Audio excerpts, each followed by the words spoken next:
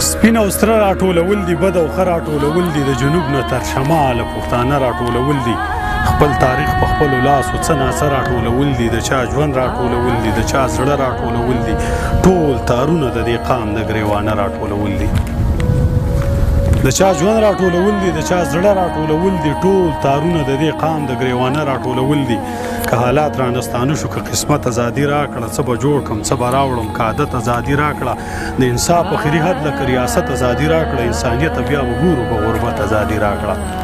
نه قوت ازادي راکړه، نه غیرت ازادي راکړه، د ولیانو په وطن کې جهالت ازادي راکړه.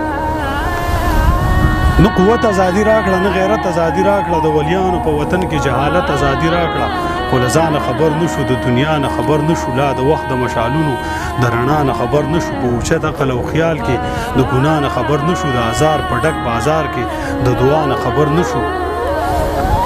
ازار په ډک بازار کې د دعا نه خبر نشو، د ګدا نه خبر نشو، د بادشاه نه خبر نشو، په هیڅ چا پسې لا نړو، د هیڅ چا نه خبر نشو،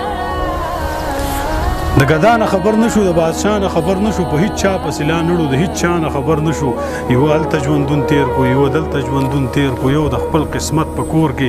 یو اجل ته ژوندون تیر کو، مونږ چې چاته ژوندون تیر کو هغه بل ته ژوندون تیر کو، ساقي ور ته ژوندون تیر کو، میخوار ګل ته ژوندون تیر کو،